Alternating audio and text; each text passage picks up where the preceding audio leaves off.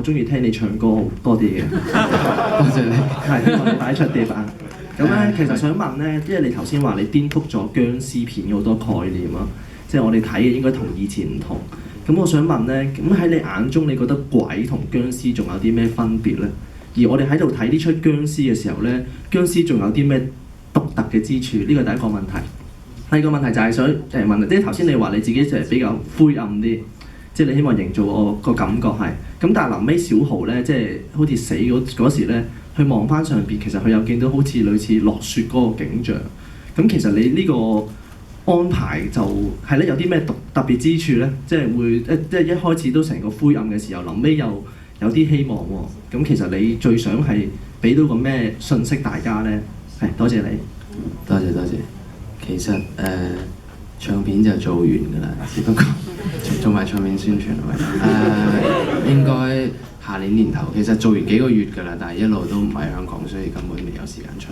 咁 anyway，落雪其實其實我係一個好有希望嘅人嚟嘅，即係我都好 positive 嘅，即係純粹係創作。我覺得去做一個灰暗嘅世界，其實佢裏邊嘅情係顯得更加浪漫嘅。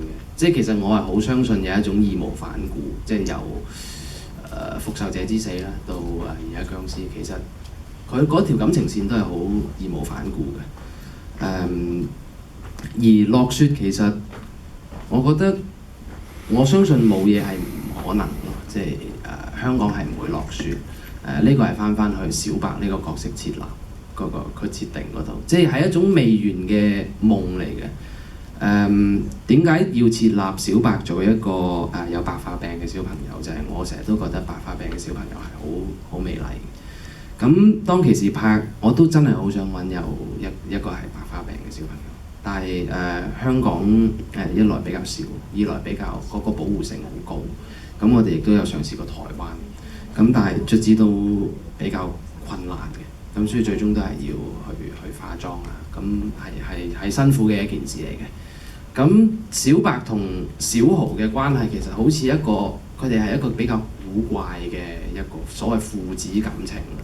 咁小白問即係嗰種白色係唔係全世界最靚嘅顏色？即係小豪話係，即係有一種夢喺度嘅。咁當時小白嘅滅亡啦，咁到後尾呢個世界真係落雪，即係佢係帶住一種微笑而離開，即係一種自我尋找嚟嘅。咁所以點解會落雪就其實係關整體文字啦，或者佢哋嘅關係裏邊嘅一種圓咗一種夢嘅原因。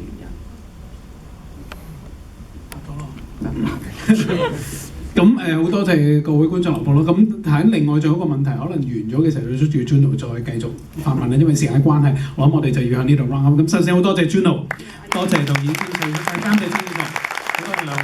咁 Juno 咧就雖然係一個潮人啦，咁但係佢其實亦都係我認識嘅非常之努力、非常之有好多諗頭嘅一個新嘅導演嚟嘅。咁我希望呢一套戲即係喺禮拜四咧就會公映㗎啦。咁非常之成功啦。咁亦都希望觀眾中意呢部電影嘅咧，咁都可以同大家啲朋友去宣傳一下。咁而我哋 BC 呢個版本咧就係得到阿 Juno 非常之錫 BC 嘅，就係呢個威尼斯呢個版本。咁其他戲院嗰個版本咧就係一個修剪咗2B 版咁樣。咁如果要原汁原味的話咧，咁就希望叫啲朋友嚟呢個 BC 呢度睇戲咁樣啦。